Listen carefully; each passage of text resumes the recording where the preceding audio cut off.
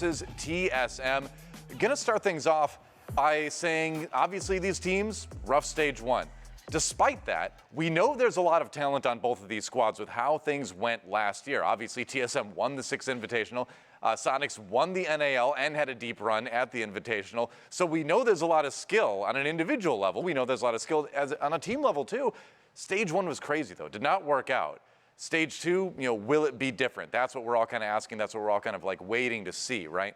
Yeah, I think the meta got shaken up a bit, after Invite when we came into our first stage with attacker repick coming forward. I think teams were struggling with that. We got 3 new maps into the pool, okay, and TSM lost all of them. So that was a really struggling point for these squads as well. And we just didn't really see these squads waking up the way we expected them to for the first stage. And now that they can come back into stage 2, I think both of them played pretty solidly in day 1. Obviously, it's one game and they didn't play against the best opponents, but I still think that they showed at the very least they're not going to be the same team that they were last stage, and so that's a positive point for me. Even in a loss yesterday for the Soniqs, there's some growth and some maturity, I think, to be shown, because they were the ones that had a bit of an upswing at the back end of last stage, whereas TSM didn't really have that. I think they're the ones that kind of wish they could excise that from their memory and just be like, stage 1 never happened. It was a break stage. We played scrims. We didn't take it seriously, whatever it might be. I'm not necessarily saying TSM didn't play last stage seriously, but it's a matter of how they improved over time, which didn't really seem like it was there. For the Soniqs, in spite of a loss yesterday, there still seems to be more progress made in a short span of time, and they had more issues that they made public that they had to correct over time. So it feels like there's more of a tangible upswing for the Soniqs, even though they didn't come away yesterday with a W. I mean, the fact is, too, that one bad stage doesn't necessarily mean a bad year, right? So totally. A chance to kind of start fresh, and we're going to start with Soniqs as far as who we're talking about for this match today. And you're right. I think yesterday, despite the fact that they took that loss, they still did show progress. And this is also the squad that looked better at the end of the stage as opposed to TSM that kind of looked pretty lackluster the entire way through. Yeah, there were a couple of moments, and a couple of players in particular that really stepped up for Soniqs yesterday. I thought a big one, maybe not the flashiest that most people will think of first, but I thought Yeti had really good performance yesterday, despite the fact that I think he was a struggling point for Soniqs last stage, right? He was one of those guys that just wasn't really popping off on the scoreboards, maybe later in the stage, but that was kind of all of Soniqs. Later on, kind of finding their stride. Once he was able to roam a little bit more with the rest of his team, it felt like he was being able to find a lot more success. Now against the in their first Playday, it did feel like he was back. He was playing around the rest of the team once again. I will say, still for the Soniqs, a lot of those rounds that they were winning were coming off of the back of somewhat individual plays. When they were coming out of their slump towards the end of last stage, it was teamwork on the roams. It was Grixer working with Kansan, working with Yeti, whoever it had to be on those defensive halves. And now that they've played their first game, it felt like a lot of those defensive wins were, Rexing clutching up with a 4K in stock. It was Yeti flanking up main stairs. It was Kansan going crazy in the clutch. It was these kind of individual plays, and so I want to see them playing more together today. I'd say the fact that they went to Bank is also nice because that was a map in best of ones. They just said, screw it, we're not worrying about it. They didn't play it at all back in stage 1, and that's one that we know historically they are very good on, if only because when you think of Kansan, you think of his clutch against Dom1 Kia back at SI, and of which he had 2 more of those clutches in that game from yesterday.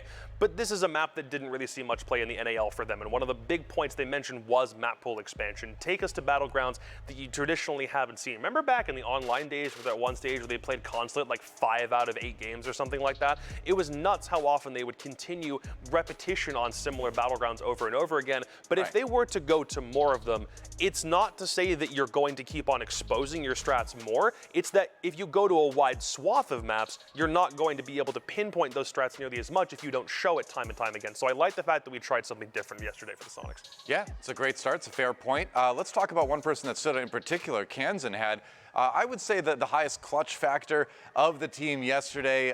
Jesse mentioned some other performances, but check it out. 136 EPS, not a bad start. He did have I think there were multiple 4Ks or something like that. He had some big pop-off moments in there. Yeah, he had a 1v4 clutch on defense on the top floor bomb site, and then he came back and had a 1v3 clutch when they were attacking down onto the to the open offices. He really did crush it for Soniqs and really bailed them out of a couple of bad situations, which was important. Also, look at that.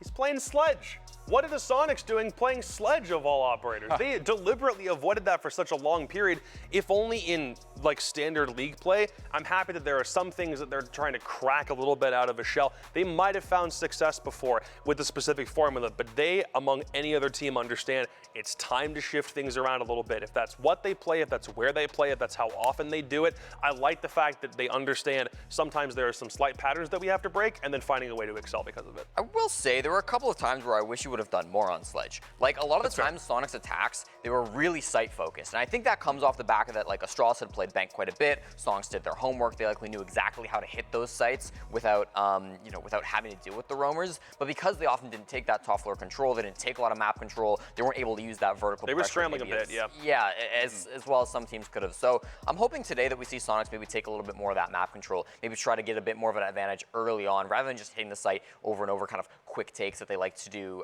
yesterday, because those can work, but once your opponents figure out what you're trying to do, it kind of falls apart. Yeah, very true. Well, meanwhile, on the other side of the arena is going to be Team Solo Mid, TSM now. I guess everyone just says TSM now. They're officially TSM. They say TSM FTX now. They got rid of the old name anyway. Yeah, that's right. There you go. Well, they won the 6th Invitational, came into Stage 1, didn't look great. Now in Stage 2, things looking a little bit better. They got the win yesterday, a good start, obviously, but we need more. I think we need more of the old TSM back. You said they were back yesterday, Jesse, but are they really back? I think so. I think Big Bad Bolo came hard yesterday. He was their second highest rated player, 11-8 overall, a classic 1.0 even KPR. Is very, very hard to maintain in Siege, but he was able to do it in their first match back. And yeah, I really thought that they were looking like a complete team. Now, obviously, there will be many more challenges ahead, right? They're gonna have to take down a lot more top teams in this league. But I still thought that even in that matchup, when we got to watch them play against Mirage, they were doing well. And despite the fact that they weren't really on an upswing towards the end of last stage, I would say their performance yesterday was strong enough, with Bolo fragging out on defense, with Achieved hitting some really great nades. I think that they may even just be the favorites coming into this game. We highlighted how... Wait, hold on. How much of that was TSM and how much of that was the fact that they were playing Mirage? I mean, okay, it's like, sure, Mirage may not have been putting down ADSs, but Achieve still has to hit those nades, right? There's still a major component in TSM that has to make things happen, that has to make things work. I think Bolo's still being able to run around on those defenses, and the Azami usage as well from Bolo, being so proficient and so aggressive with it. I thought that was huge, and I don't think that's like Mirage floundering. Maybe there was some of that, but I do think most of the rounds that we saw from TSM were legitimately good, regardless of the opponents they were facing. This is just more of a true test, though. So if they can carbon copy, just Control-C, Control-V in today, that is what's going to impress me the most. If anything, we gave them a highlight about how abysmal their stats were overall in Stage 1. Yeah, how most people, aside from Merc, didn't have a 1.0 rating like normally. If we were to use that same comparative rating to now, all of them 1.04 or better, with Merc leading the charge. That man had phenomenal Ying plays on for most of what they had on Oregon. His flanks with Wamai usually were on point as well. But I do like how they usually are new map adopters. They're also usually new op adopters in the event that they can find something else that really shifts up the meta. So they were on point with Azami, like you mentioned. That's what Bolo was doing.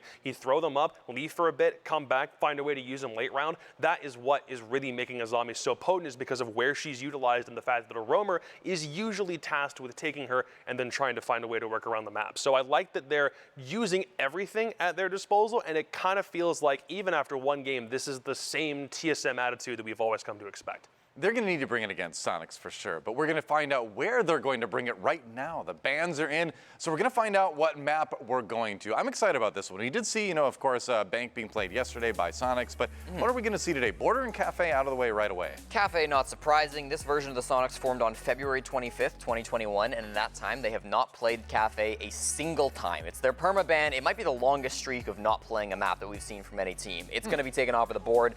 Then Chalet goes next from TSM. That's a bit of an interesting one. It is Sonic's favorite map, so clearly taking a map away from their opponents. And it's the one that they played last stage. The Soniqs and TSM played Stage 1 on Chalet, and Soniqs won playing with their coach. So I can understand not wanting to run that one back. And then Oregon and Skyscraper are going to be the next two to fall. Oregon's a bit of an interesting ban to come through from TSM. They did manage to win it yesterday against Mirage. So despite the fact that they looked good yesterday and they liked it, they're saying doesn't matter. We don't want to take Soniqs there. Bank is still in the pool, which obviously Soniqs played yesterday and very nearly beat a handicapped or somewhat handicapped Astralis team on yesterday. So that is up for grabs, as is Villa, but that's something TSM would rather not worry about. And it's Clubhouse instead, which is curious considering TSM never played it, and it was one they didn't really show a willingness to try back in stage 1 for any reason. Obviously, the last time they would have played Clubhouse was the first map of 6 Invitational Grand Finals when Team Empire selected it, and that was supposed to be the map that Empire were going to win because that was the one they picked before any maps got banned out, and TSM had to scrap, but they were able to secure that one. Meanwhile, for the Soniqs, they used to rule Clubhouse way back in the day, to a point where this has been banned against them in every single series from stage 1. So they never had an opportunity to even play it because other teams were like, screw it, we're not taking you to this battleground for any reason. It was a very successful map for the Soniqs last year, but TSM were one of the few teams that did take them on it. They actually beat the Soniqs on Clubhouse back in stage 3, 7-4. There we go. All right, well, we'll find out who's able to take it pretty soon here. I mean, the thing is that, like, both of these teams want this so much, right? I mean, I feel like despite the fact that this is only day 2 of the stage, this is a very meaningful match already for both of these teams. But I'd say, just as one aside, it's not a case where either team really, really needs to win it. Again, we're only in week 2, but it's just more of a proving game because both teams did have struggles in last stage. We're going to a common map for both of them. They like going to it. The only question is, how much does this really matter for the future? I'd argue because we're so early, it doesn't matter too much. It's just nice to get it's nice to get something going. That's more the point here. They won't feel that way in a couple of months' time when they're missing out on the major by 2 points. I mean, you're gonna hope so. True. True enough. Well, let's go to our predictions and see what people are really thinking. It's time to make a decision. And first, we'll send it over to our casters, Blue and Stokes, standing by. We've been mulling it over. I'm sure you've been listening to every word we've been saying, obviously. Of course. So, has that helped inform a decision? What have you come to over there? I'm going to delegate this to you, John. Stop it. Responsibility. First. Once again, just like the end of the match, or the last match we did yesterday, I think this one's going to be fairly close, especially since we're going to Clubhouse too, which is another map that we've seen played out quite a bit. I feel like the Soniqs just have a little bit of an edge right now based off of the performances that I saw yesterday, so I feel like they've got this match. All right. I mean, that's fair. I'm still going to give it to TSM, though, just because I can. I think that's really, I think that's all I'm going to do. Somebody's got to be the difference maker, and I think the TSM, especially after what we saw from yesterday, I think they're starting to work back into some better graces. So I'm feeling them today. We'll see how it goes on Clubhouse. I think it's a hard one to pick. So we have our casters split 1-1. Are the analysts going to be the same way? You're both kind of in accord here. I agree this is a very difficult one to pick up on. I'm probably going to lean TSM because in the recent results that we've seen, I thought that they played a better game yesterday than the Soniqs did. Soniqs maybe relying a little bit too much more on the clutch factor, on the individual plays, and TSM playing a little bit more as a team. So I'm going to go TSM for this one. Jacob? Okay. It's really difficult.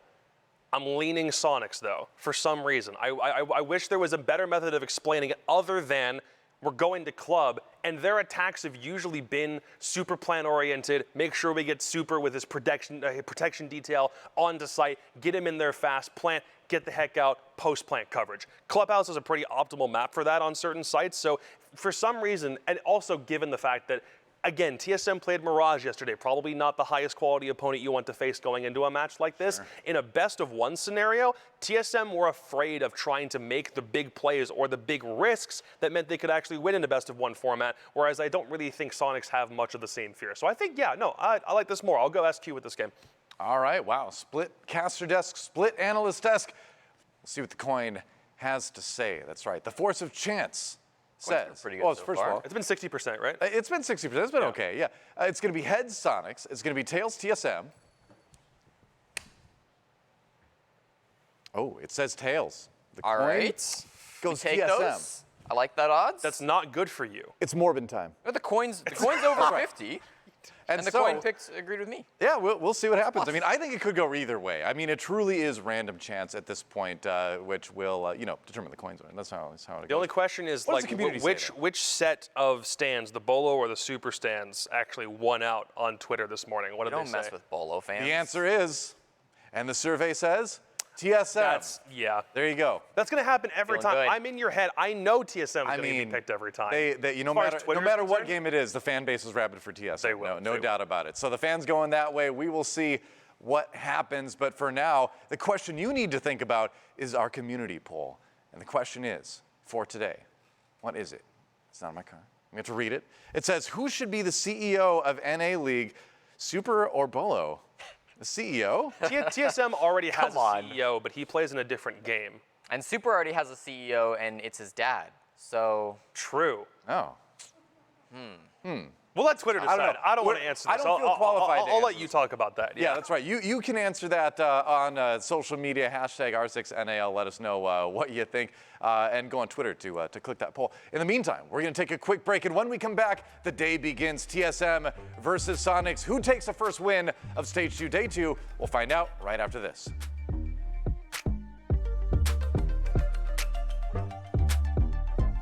So we go shout, need that pronto. Look like a rave at the condo. Heck of a night in Toronto. She said, boy, you in Morocco. Pearl white mention in the top gold. Fill up my cup with the pop, whoa. High off life in the spot, though. Running up the visa, really talking to a real life Mona Lisa. Jesus pieces hanging off the fleecer. So much going on, it's hard to focus on the features. I got too many, I'm going. Too crazy, and I got bad ones and they ready. A good time, so now it's in the way we left that. Can't remember anything, but I know we got lit. Good times. Live in the moment, feel like summertime. Obsessive nation, I don't world mine. The room is spinning, but I feel fine. Oh my, oh my. 1, 2, 3, 4, 5, 6.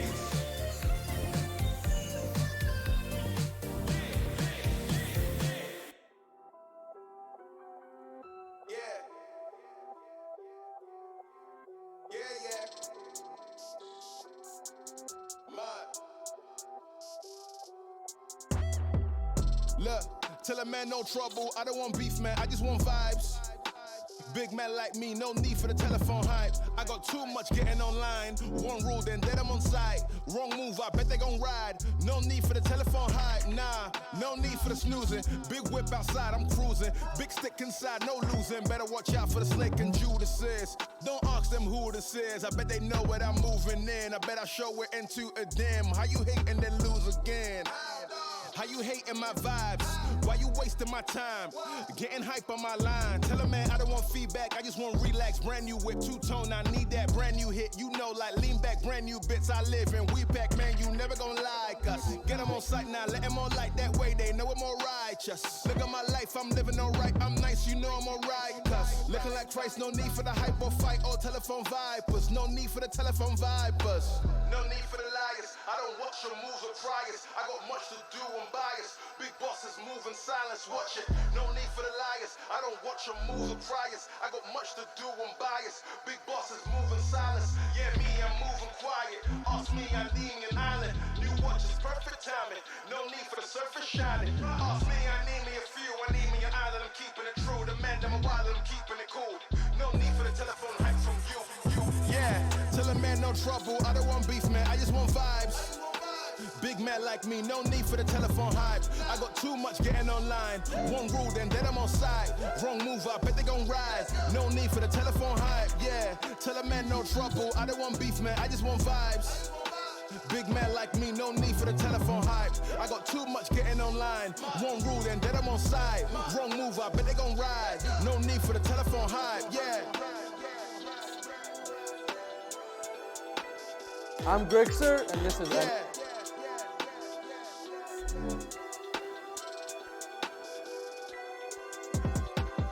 Yeah, tell a man no trouble. I don't want beef, man, I just want vibes. Big man like me, no need for the telephone hype. I got too much getting online. One rule, then I'm on side. Wrong move, I bet they gon' ride. No need for the telephone hype, nah.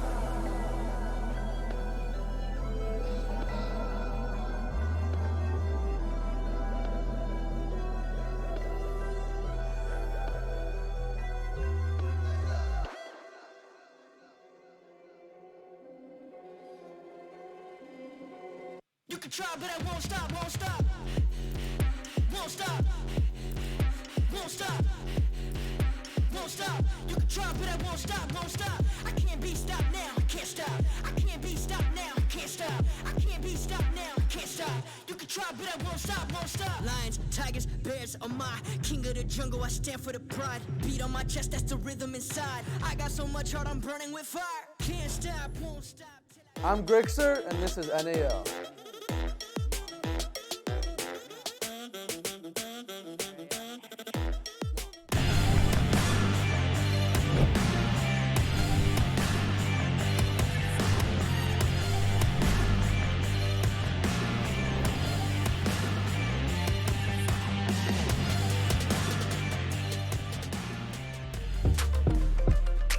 It is indeed the NAL. Welcome back, ladies and gentlemen. It's time to get ready for our first matchup of the day. Bound to be a close one as well, as we've seen both the Soniqs and TSM start to rebound a bit from their Stage 1 performances, which we're not going to beat around the bush, was obviously not that great, but already showing some signs of rebounding here from their first matches in Stage 2. And now we get to throw them at each other and see who comes out on top. Yes, indeed we do. Soniqs versus TSM on Clubhouse. I honestly don't think we'd have it any other way. This is a North American staple with a few of our staple teams, and obviously both of them not having the greatest start to the stages this year overall, and mostly because of SI. Both of them getting off of SI and having some really good showings, especially for TSM, lifting the hammer this time around, but obviously Stage 1, they were just kind of dead beat. They really were just tired, couldn't get into the games like they wanted to, but they both seem ready to play this stage. I'm extremely excited to see how today goes, especially with both of these teams actually finding some fire, or some fuel for the fire rather, yesterday instead of their first matches. I know we talked to Bolo during Stage 1. He had been telling me that there was like maybe some communication issues, some like smaller things happening inside of the match, but definitely going to need to see a big improvement on that,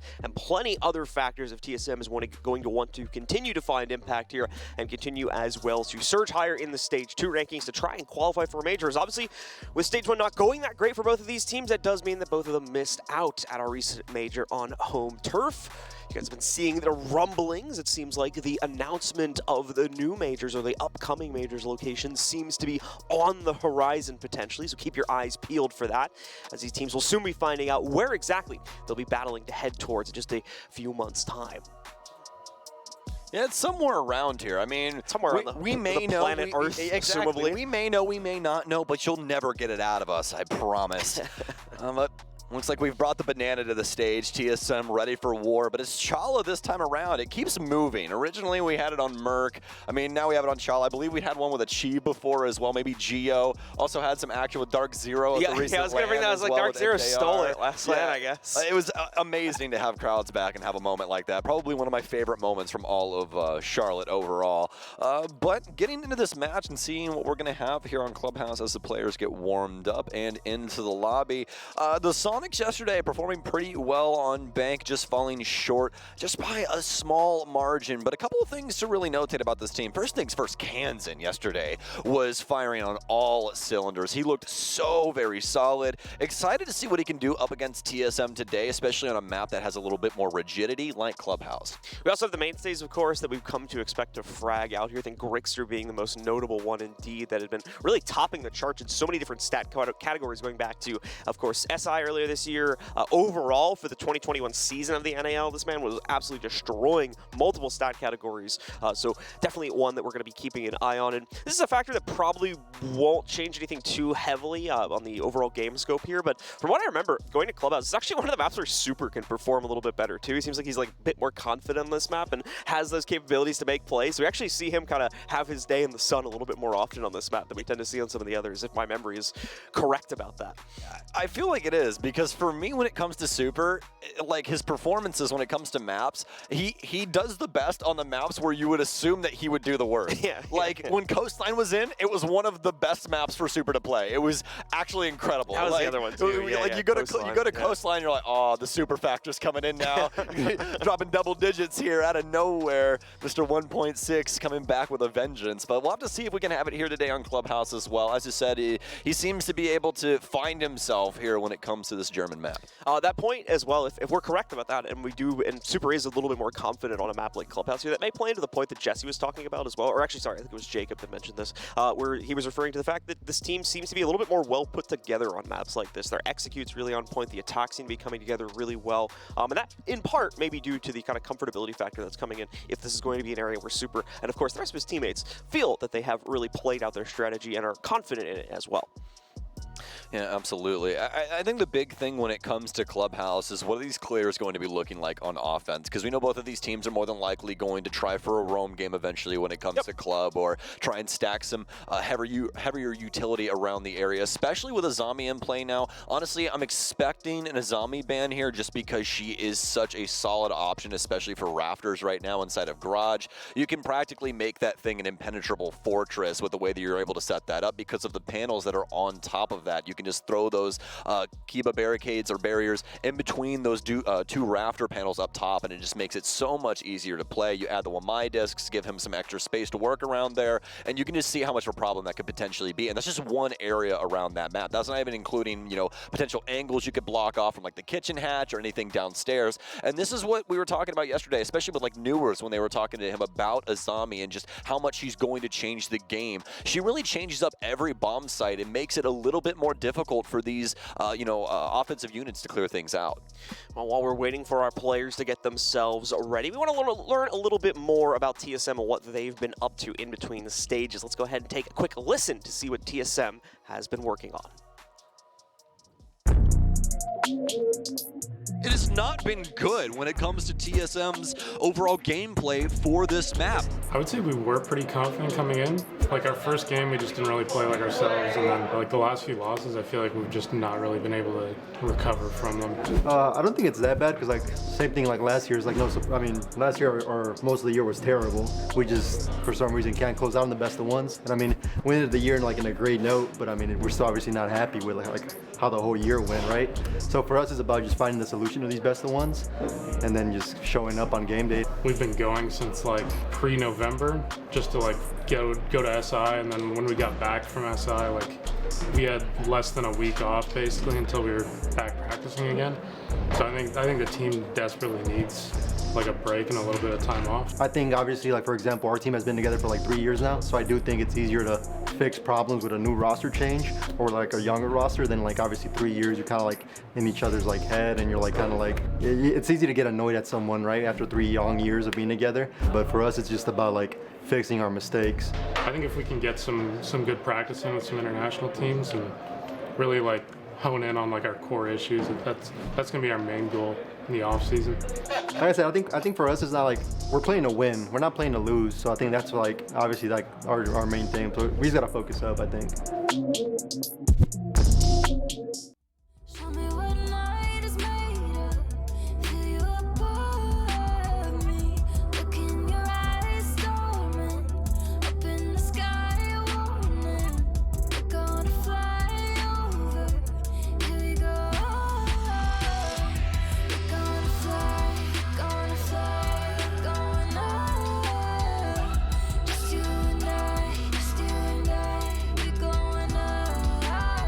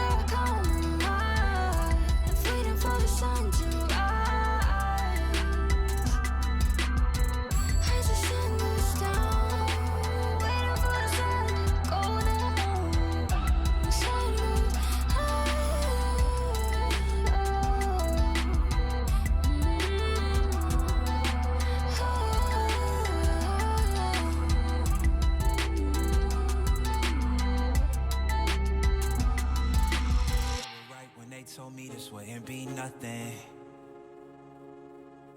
Maybe I should take their advice, go get a life, or maybe get a job or something.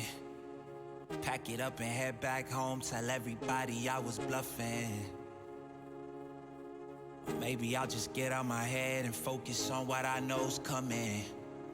Yeah. Cause I can't fall asleep at night without seeing my dreams. Delusion and reality, I'm somewhere in between.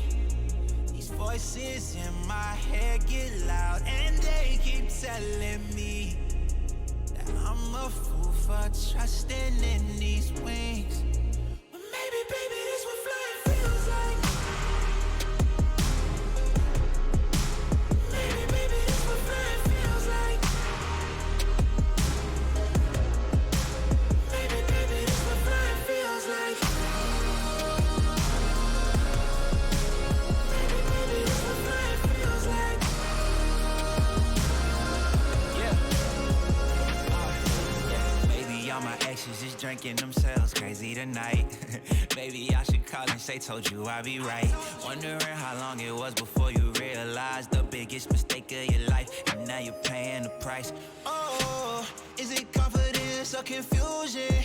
Either way, I feel like I ain't never losing. Your opinion on how you know just what I'm.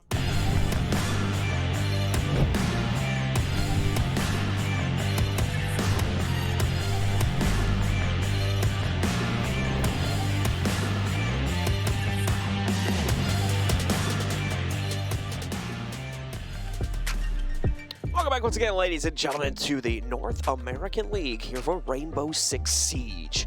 Apologies for the delays in getting this match started. I believe we are working on sorting out a small technical issue. I believe we have resolved it, so I think it's a matter of just getting our teams into the server now, so we're just waiting on that, and then we should be good to start this match. If you are just joining us and you're unfamiliar with who the matchup is between, well, it's the Soniqs versus TSM, and we're going to be going to Clubhouse for our map.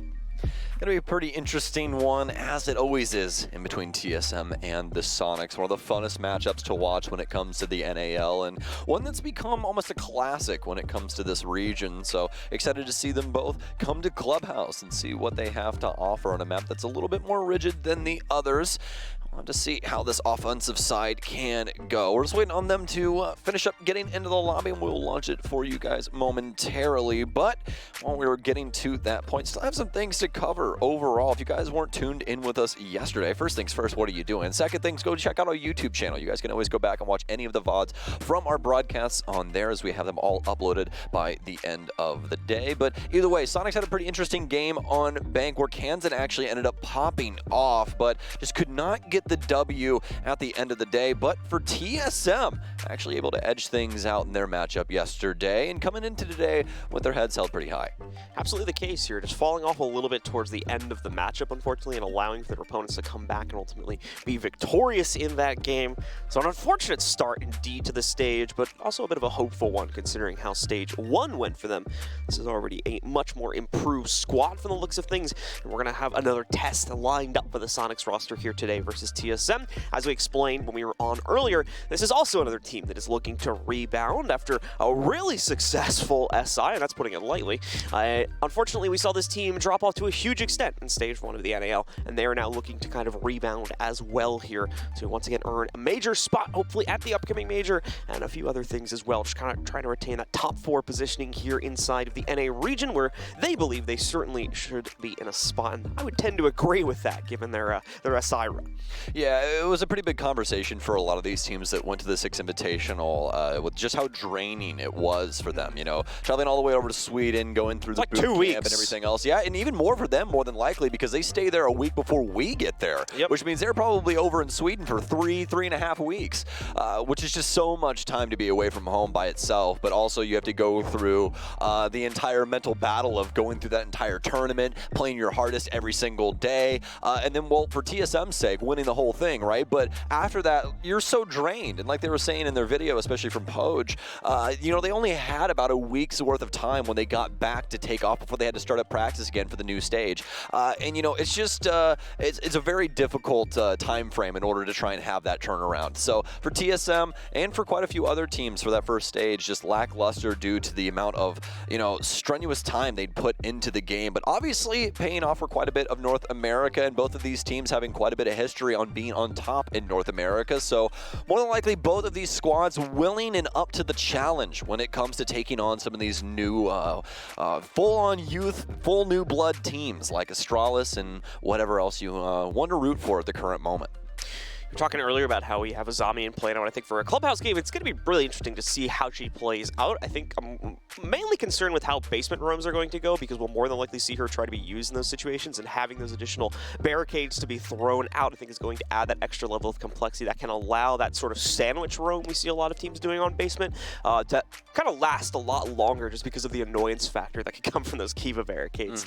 This is on top of course, infinite possibilities for how she could be played in sight, just on like a casual extension towards like construction or the bedroom if you're playing in cash, and many other examples aside from that as well. So there's a lot of possibilities for how Azami can make things a lot trickier for the attackers here on Clubhouse. Yeah, she's a brain blast when it comes to Siege. You can just sit there and just keep mulling her over time and time again, theory crafting, and you're probably going to be able to come up with something new that not necessarily everybody has looked into. She's just got a lot going on, and I think it's definitely going to be something that opens up a lot of the defensive playbook, because if you do end up banning Azami, you open up a lot of other defenders that are really important to the game of Rainbow Six, like Mira, for instance. If she ends up making it through the ban phase, quite a few of these teams don't really play Mira anymore. We see her quite a bit on Oregon. We don't really see her anywhere else. Sometimes we see her on Club. I think we've recently seen her a little bit on Cafe, but even that, I believe, was more international competition more than anything. So if, Mira starts to work her way back into the meta, then it's going to be quite difficult when it comes down to it. Definitely will be the case. So, ladies and gentlemen, we're going to continue to see how this will build up as we get closer to the matchup here. Rexon's actually in the TSM huddle right there. I think he was just spying on everything, maybe getting some good communication here from Gotcha. Trying to figure out exactly what was going on with the team, but you can tell quite a few of these NA pros really good friends with each other, like to have a good time on the stage and everything else in between. Our production was trying to point that out to me, and I didn't even believe them for a second there when they were like, "Oh yeah, why is Rexon in the huddle there?" And thank you for pointing that out though, because indeed he was. So interesting as we have him joining up with them. So some good vibes. Poge just slid him a 20 and was like, "He's like, come on over, come on over." Round three. I need you to run out jacuzzi wall. We're gonna have to pay very close attention to his game played out. yeah.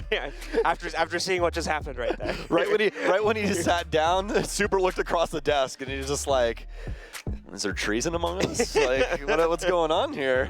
Acting a little sus over there, Rexon. Let's see, did you they're going to re-huddle now. Yeah, I was about to say, did Rexon come back, or is he? I saw him dash off to the left a few minutes ago. But did you see? Jason literally just looks across. Bolas is like, is he coming again? Okay, no, we're good. We can talk about this. TSM making sure that nobody can potentially hear what they have in store for the Soniqs, and the Soniqs already prepared, as they have finally gotten all of their players into the lobby. We were just moments away, folks, from jumping into Clubhouse for our very first matchup of the day. I hope you guys are enjoying the NAL so far. Yesterday, already quite the day of games, but we have another set of 5 here today for you. And it's going to be pretty much a banger, honestly. We got a couple barn burners today. I believe match 3 was the one that you and I were looking at that was going to be pretty interesting. Astralis versus Parabellum. Obviously, TSM versus Soniqs is going to be quite a bit of fun as well. We just have, good vibes overall today. So it's going to be a pretty good time. Make sure you guys stick with us, as we are just moments away yet again from getting into the game here. You only have like a couple of seconds to run to the bathroom, maybe grab yourself a drink or some food from the kitchen. Yep, TSM has returned to their desk, and I can confirm we do have all 10 players in the server, so it should just be a few seconds away from getting things started here. Once again, folks, I know we were supposed to start a few minutes ago, so apologies for the delay in getting things going, but I want to make sure that we've got the most competitive environment possible, so we had to make sure that we sorted out a few things before we went live here. I believe that has all been taken care of now, so we are going to be, as Stokes was mentioning, just a few moments away from hopping into the server, jumping into Clubhouse here, and finding our first winner of the day between the Soniqs as well as TSM. I just want to see this ban face so we can start talking about this map. That's what I'm excited about, because I don't know what this defensive ban is looking like. The offense is more than likely going to hinge upon hard breach, as it usually does when it comes to club. We'll probably see a Thatcher ban. Maybe Soniqs double down and ban Maverick. Really don't know, but we'll have to see. Soniqs will be starting off on the offensive side, TSM on defense, so obviously that'll play a little bit into what they want to do, but more often than not when it comes to Siege, a lot of teams just ban things out that the opposing team really wants to use, or something that is just very strong on the map, so that the opposing team can't use it when they end up switching sides later on. TSM will ban out the Maverick and leave up Thatcher to be able to be banned by the Soniqs. How do the Soniqs feel about this? Have to see. Obviously, Maverick, a huge component on Clubhouse when it comes to getting things like the CCTV wall as well as hatches. This is also going to mean that Kaid has went up in importance as well, especially depending on what this ban looks like. And it is indeed going to be the Hibana, making quite a bit of sense. We talk about Hibana quite a lot, especially with the fact that she is indeed the hatch queen. She's got the best utility in the game when it comes to disrupting those hatches, and Clubhouse, a map that has quite a few of those. What's the defensive ban, though, for the Soniqs? It's going to be Azami. This is exactly what I thought. Actually, Pengu and I were talking about this yesterday when it came to the Soniqs. I really did expect Super to lean into an Azami ban and try and force some teams back to what they were playing before previously, just so they don't have to deal with any of the new stuff. I think it's a really, really smart ordeal. They're also going to get rid of the Kaid so they don't have to bring the Thatcher. That's something we've seen in recent history.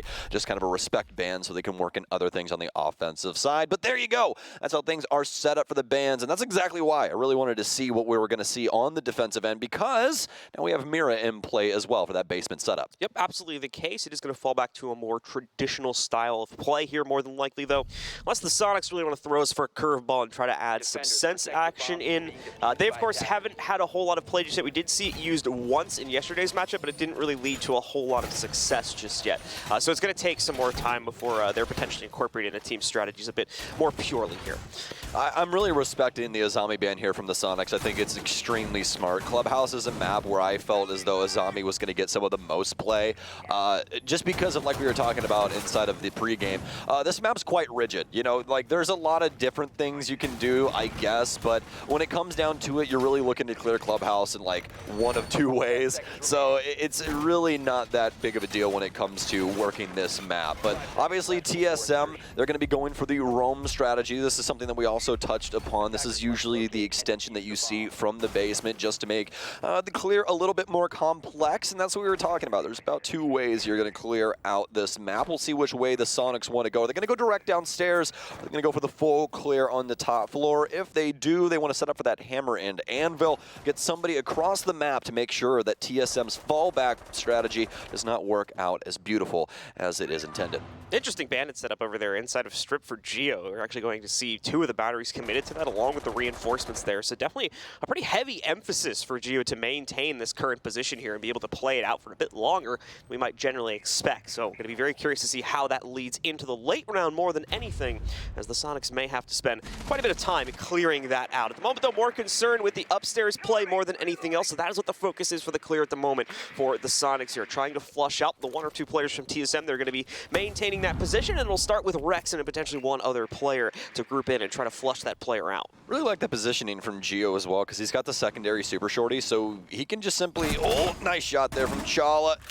Sweating it out there for Yetis. He tries to creep up secret, but doesn't work out for him. Chala more than likely heard the window hop, and that's going to be a freebie over to TSM there, as he's going to lose out in the 1v1 situation. Also going to be one of the hard breach members down, so now Super has to pick and choose these hatches. No secondary hard breach available either. Rexon's going to be inside of Garage, does still have the availability to drop down into Oil Pit, but Merc's going to pick up Kanzan as this continues to get more and more difficult. And in fact, Merc's inside of Bar at the current moment. Grixer is upstairs waiting for him to make a misplay. Won't be able to find it, but finally, as Merc stumbles back into the angle, Grixer will be able to pick him up with the LMG.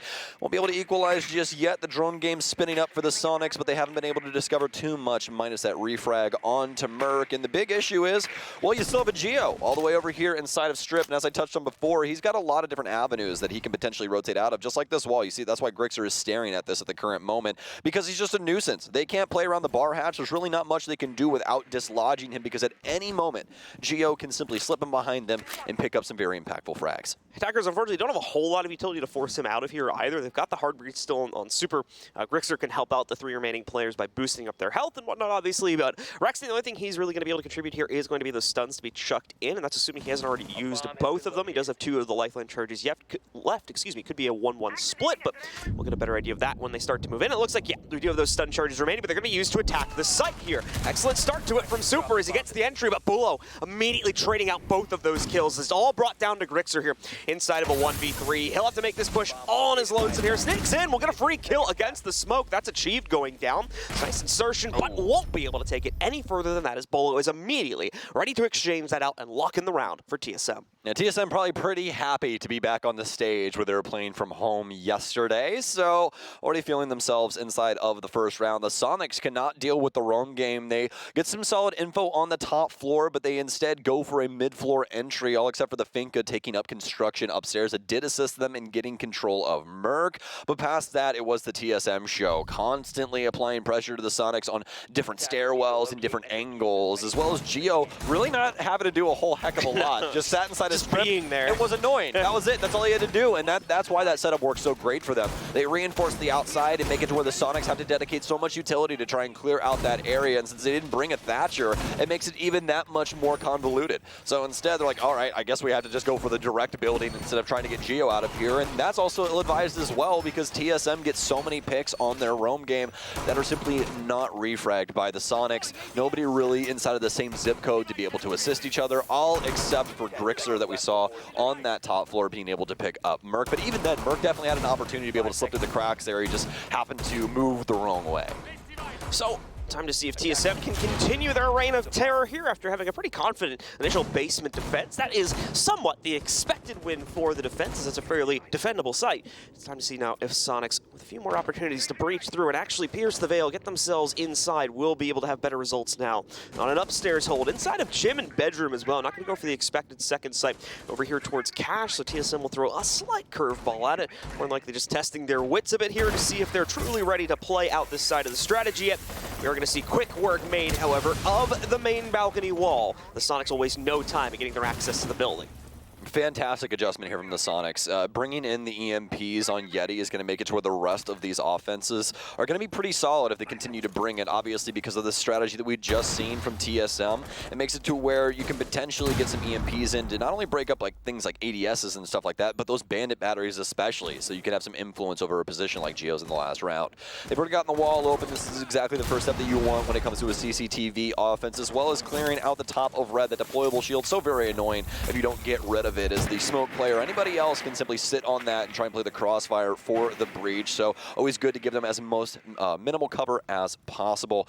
The drone's now in for the Soniqs as TSM is backed up, playing more towards construction as well as secret, to see if they can actually wrap themselves around the Sonic setup as they're starting to work their way into garage. Merc also has denial with this Nitro cell, but Soniqs, they know it's not going to be that easy. They'll more than likely look downstairs before going for this plant, as Rexon has quickly put us into LA Noire. Merc also along for the ride here. I feel like we have to switch up our accents, John. Really don't know what we have to go for the rest of the time. We got the color back. We got it back. We have entered the 21st century. Very, very proud of the Rainbow Six stream. All right, so the Soniqs still working on getting their way in, and they'll be able to find a good jumping off point here with Rexon being able to get the entry against Bolo. Rest of the team ready to move forward and swing their way into logistics primarily. Kansan will entry in from there, but Grixer gets a double frag kill. Geo and Chala both fall victim to that. Another entry is picked up from Yeti, only leaving that bathroom position alive for Achieved, and that won't stay alive for very long either. Soniqs immediately changing up the pace of this game after a rocky start in round one. They give us a flawless take in the second. That's a huge, huge difference between those two rounds, and it mostly benefited off the fact that they brought Thatcher. Made it so much easier for them to gain access to a lot of parts of the map that are extremely influential and force the defense into some pretty dire circumstances, especially after they get rid of the top red position and make that even more complicated to play. TSM tend to fall back, and that's exactly what we see. They start working their way towards Master, and the Soniqs are ready for that, taking out quite a few members, especially from the logistics hatch as they clear in through construction. construction and actually apply pressure to TSM's hold over on that part of the map. And practically just decimate them from that point. Not a single refrag coming through, and even that last kill, you think just for a second there that there is some potential to at least get a couple of kills as an undiscovered smoke just sits inside of the shower for Master. But even then, still have a beautiful shot from Rexen that takes him down from the window. Just a simple face peek from that moment. No extra info needed.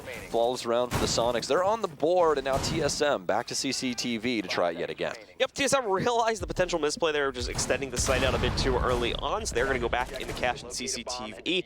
Important to note that after this run through, they'll re-unlock basement, so it's unlikely we'll see the return for at least 2 additional rounds to the gym and bedroom site here, even if they lock in this one. For the Soniqs, not going to see any huge change-ups to their own attacking lineup. You can bring a pretty straightforward amount of play here to this map, and it'll generally work for most sites. So once again, we'll be seeing that usual lineup of operators here. Rexen's adding a secondary hard breach for the ace in the event that we need that, but we have already been seeing that for previous rounds also. Yeah, we've had Rexen on the Zofia for one round. He was on the ace the last round, so more ace than Zof inside of this, and that's allowed Kansan to go over to more of a soft breach option. And as you guys know, Sledge always a fantastic choice. Great utility usage there from Achieve, but oh no, Rexen catches him off guard. Wasn't expecting he a double breach. pre-fires the breach. Able to take him down in top red, and that's going to be the batteries gone, although the job was already done for the Soniqs. So they're able to get that outside hole open. Now Super going to be able to get the second part of this breach as well. That will more than likely not be able to be bandit tricked in the first place anyways, just given the circumstances. Might have gotten an impact on that. Should have been Geonidas here. So I don't believe that wall got open on the other end. Geo holding down onto that, and obviously, like we were talking about before, this Raptors position quite influential when it comes down to it, but since a zombie is not in play, it won't be nearly as defendable when it comes to common day standards. Drone in now. Geo will try and get rid of that as he'll continue to try and build up these discs to apply to the situation. Lots of the hard breach gone as Rexen uses his final Selma. So excellently played here in terms of utility usage, as they're going to run out of hard breach just as they get everything opened up. Would have been nice to have access to construction, but it shouldn't be a requirement as Geo takes a dirty fight versus Yeti and comes out as the victor here, evening out the kill count for both teams and bringing it down to a 4v4. Nade going long, fortunately ends up a little bit too short ultimately though, as no damage is struck against the members of TSM. They'll keep themselves alive and at the same HP. And the Soniqs will sit here wondering what the next move is, as they're now with less than 1 minute to go until they'll lose this by default. Well, it seemed as though Yeti was really hoping that Geo would just give Garage over to him. He tags him up a bit, but obviously sitting in the angle really punished him in that situation. But finally, Super will be able to refrag him. That'll be Garage control for the Soniqs, as they'll immediately hop to, because they must. Big issue is this wall is indeed banded, but it's banded on the rafter side, so should be fairly straightforward for them to be able to get that open and attempt to plant. The big thing is this, oh my god, Merc gets well merked. Rexen will take him down. That's going to be the Nitro cell out here, and potentially the last stop for TSM. Bolo does indeed still have one. Super's going to smoke this off so that he can hold on to the cross, but Bolo does indeed have Warden, so he'll be seen through this smoke. He'll be able to potentially get some big kills, but oh, a big miss onto Super. He tags the backpack of the Thermite. The smoke will actually smoke him out. Prone now for Bolo as Grixer will pick up one, but Rexen will pick up the second. The Soniqs able to work it out after Geo goes down in Garage. Soniqs take full control and able to try and fake things out with the plant to not only bait the utility, but to bait the frags out from TSM. Soniqs up 2-1. Entry game from Soniqs there was just absolutely so clean there, with the exception being, of course, that fight between Geo and Yeti, that the only one that didn't really go their way. After this engagement, though, every single kill, starting with Super's pickup as well. Now, Rexen's also just goes exactly the way they needed it to, and unfortunately, all the setups from TSM just failed to yield any results, especially that hallway play right there. So. Yeah. What I was going to say is, like, it's always really difficult when you see one of the best players in the whole world miss some crucial shots like that. And it's really just down to the track. And you got to remember, when it comes to these hitboxes for these, operators inside of Siege, it's not the clothing. It's the actual person inside of the clothing that you're trying to tag up. So hitting a backpack, hitting the top of a helmet, anything like that, it's not going to deal any damage.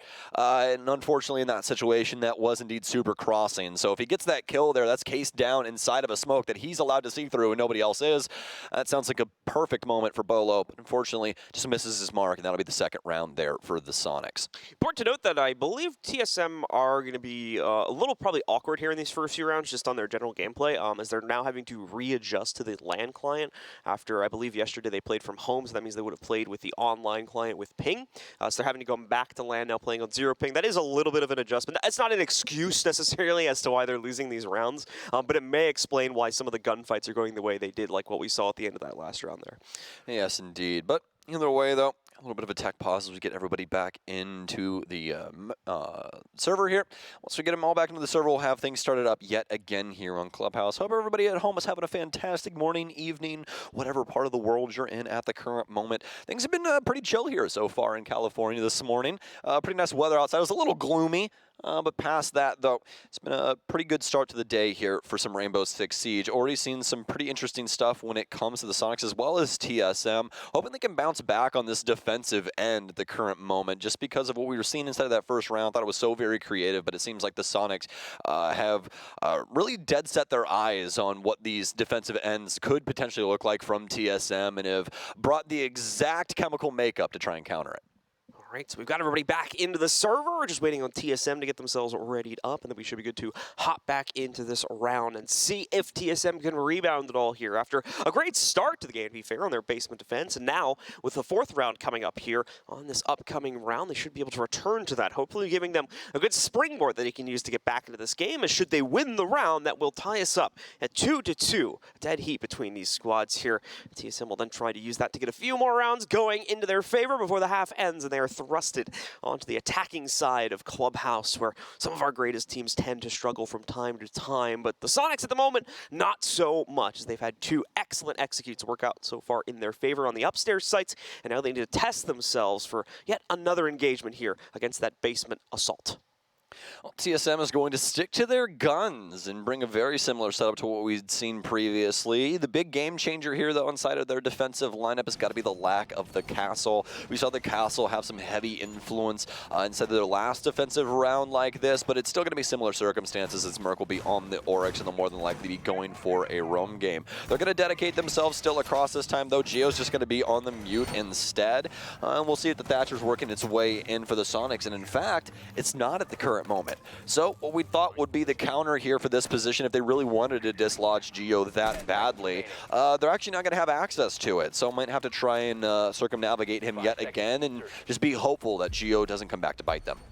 All right, well, let's see here. As you said, that setup is going to stay alive this time. It's going to be a little bit more aggressive, I would say, though, at least going off of Geo's position now that we've seen the members of the Soniqs spawn out. Looks like he's going to be potentially playing around with the bathrooms area as well as that strip setup that we saw in the previous round. So more likely fall back into the strip position later. This is a risky play from Rexon, but it works out so well, taking the pre-fired shots against him as the door was being opened as well, down to about 75 HP. But Chala, just no way to expect such raw aggression to move itself in through stock. So he goes down with complete surprise on his face as Rexon takes him out. You know, I still would be a little worried about Kansan shooting me twice in the back, trying to break the door, but I think that's for another time. It worked out. Chala's dead. Rexon's still alive, and really, why wouldn't you be happy about that as the Soniqs?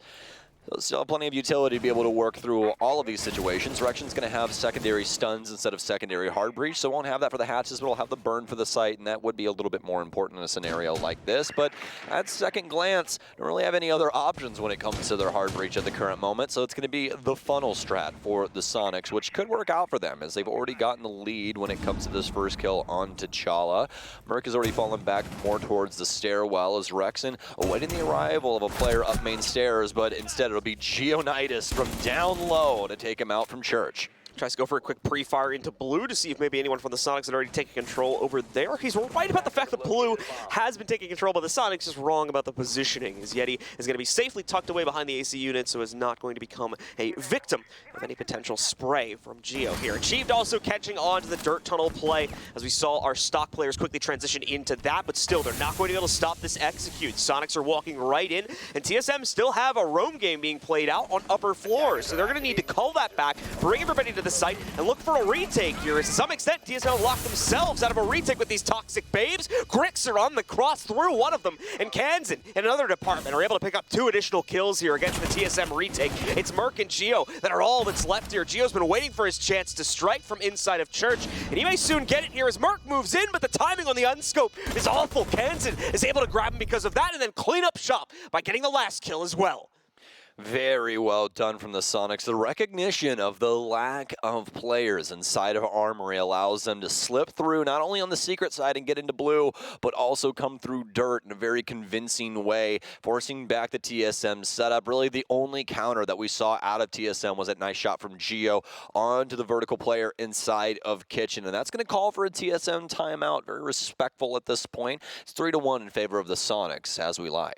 Big respect to the Soniqs here. Massive change up to the game plan and the execute strategy compared to what we saw on that first basement attack. It was pretty much just a default from the Soniqs on the first round. They're trying to play it slowly, going through a usual top-down clear. This time it's way more direct, getting that drone intel inside of the drone phase that there was going to be a player roaming around its stocks, immediately focus targeting them after they reconfirm that they're still there once the prep phase ends. That gives them the first entry cleanly. Then they just laser focus on getting into the site, paying no heed to any of the first or second floor roam game that was being played out there, and it just worked for the Soniqs as they're able to walk right into Armory because TSM were still messing around with the upper floors. It was super solid recognition of what the play was going to be from TSM because that doesn't work out if it's not a roam strategy. Especially with the operator lineup that we saw from the Soniqs, that is only going to work on a setup like that because they don't have access to dirt at all. They don't have any secondary hard breach unless those reinforcements happen to be on a jacuzzi or a CCTV wall upstairs and you don't dedicate them to dirt. And then I can just sledge in and have my entire team in your back door in a moment's notice. And yeah, that's exactly what happened. That was more than likely Super's thoughts. He's like, you want to put the reinforcements upstairs? All right, cool. Watch this. we're going to come direct. Amazon 2-day delivery, my boy. We are here. And even stranger choice, in my opinion, here from TSM as well, to go back to gym and bedroom now after seeing what we just had play out on basement. Still had the option to go back to that, of course, and just a quick correction of their strategy may have led to another successful round, but instead, they're going to go to the site where the Soniqs picked up a flawless round back on round 2. So this is an interesting choice for TSM. Won't judge it too harshly yet, though, as they just had a tactical pause, so they're probably going to be coming into this one with a refreshed mindset on how to handle it. Yes, indeed. They're bringing plenty of throwable denial here with Wamai and Jaeger coming in. Also, extra pickup here that's became a pro favorite in the last handful of years here. Alibi working her way in as well. So we'll have those prismas around the windows just for the pre-fires of the offense to potentially catch somebody off guard, get some free info, and just be a nuisance overall. She's also got a really solid gun, the MX-4 Storm. Amazing rate of fire, and rate of fire is king when it comes to the game of Rainbow Six. So definitely a favorable gun. Recently got changed up a little bit more, well, a little bit ago though, where it has more recoil.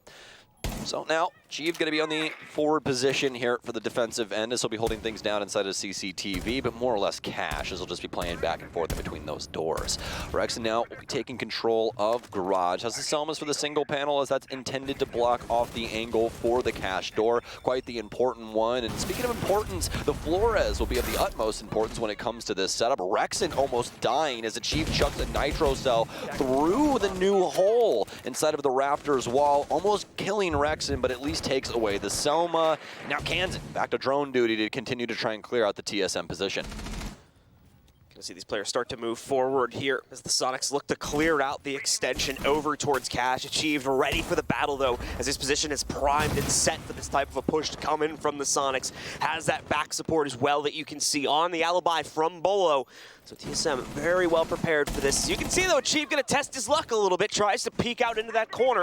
Won't be able to spot any of the members of the Soniqs. Luckily for him, there's no peeking in the direction either to knock him out. Merc will eventually be able to find some success here, and Bolo too is not going to be caught here initially. He'll get a second kill also over to the Bailiff to quickly exchange that one back out. We will see a few more kills rattle onto the board here for the Soniqs as they're able to knock out Achieved as well as Chala on further back positions, but that's still not going to give them enough control over the site. They've only got the lead up towards it here, so a little bit more work to be done at the moment here by the Soniqs roster. Incredibly smart from Bolo to drop this off right here. TSM still has control of main stairs, so he can just rotate back and help his team out. Rexon now creeping his way into sight. This could be the play that wins the Soniqs around, but Geo's covering it. It's all down to Super, the IGL, to win out the situation. Has some more smokes. He's going to try and work his way in through Stash, but Geo will take him down as well. TSM's timeout works out in the end. They'll pick up another round and get them one step closer to tying things up at the half. Overwatch from TSM in multiple departments was just way better that time. And not only that, but actually closing out their fights, especially as we see for Bolo over here on the red stairs. Makes a mincemeat of that push that's working its way in through main balcony, and then the rest of the play to go in through Logi is scattered at best in its capability to pick up entries for the Soniqs. Their TSM scrap their way into a second round here, and are going to try and lock in the third as well. Heading into the final round of the half now. Soniqs still in the lead, but only by 1 round, so TSM can equalize it if they make up for their mistake on the last basement defense, heading back to it for the final round of play.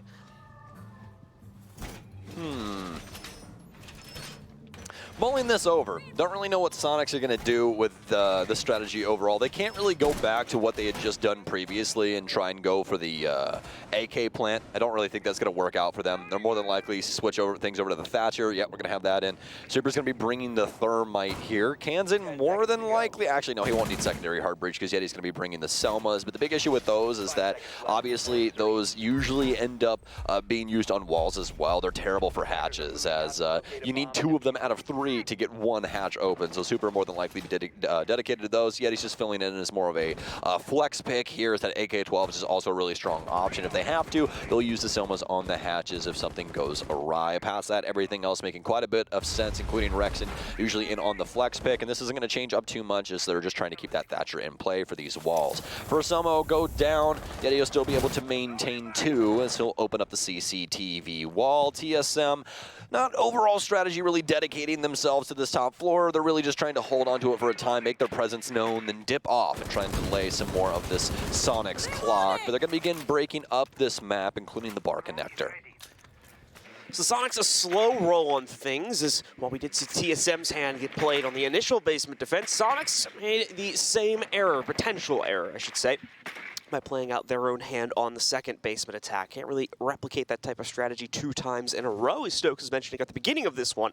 So we're going to have to see the Soniqs go back to a more slow rolling style of play that we saw used back in the first attack here. Unfortunately, this does re-enable the freedom for TSM to reignite their own roam game here, as we're continuing to see presence built up, mainly around main stairs right now. There were players playing around Logi and bedroom area right here where Kansan's currently holding earlier in the round, but they've since pulled that back and are now restraining it mainly towards that main stairs area, just trying to slow down the top-down angle opening that the Soniqs are probably trying to prioritize at this point in the round, given that we're down to the last minute and a half. This is so much room that Merc is going to be able to rotate into, though. Very surprised that the Soniqs don't have Overwatch on this area at this point in the round here. Thankfully, drones are working their way through, so they should be able to spot him out as long as one goes deep enough, but still, they will regardless have to deal with him. This is not an easy position to bake him out of. Oh, I don't think they're going to check billiards here. Nope. This is really, really bad. Oh, he's going to actually get one of the drones sitting on the bar table. I don't know if they'll know that that got destroyed. I don't know if anybody was on it, so extremely unfortunate there. But Kansan was in the area, so he more than likely heard the shot. He's playing on main stairs. Merc has to check this. Kansan going to be tight in the corner here. It's going to be hard fought for Merc. If he wins this, it's going to be a big frag for him.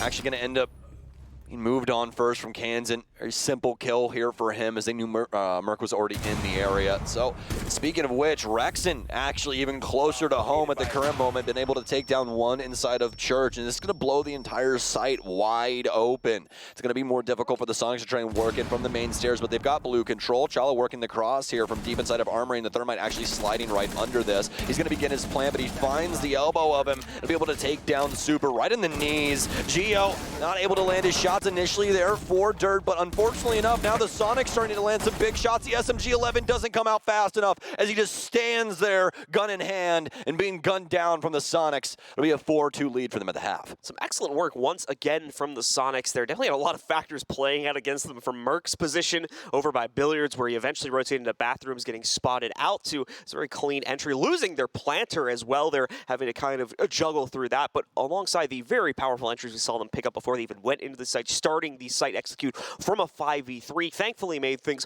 a lot more palatable at the end of the day for the Soniqs, and they're able to trade their way into a winning position, and now lock in a 4-2 advantage as they switch over to the defensive side. Things certainly looking good at the moment for the Soniqs as they try to conquest towards their 7th round. How are we going to start the glass meta now? Are we coming back achieved? What's happening here?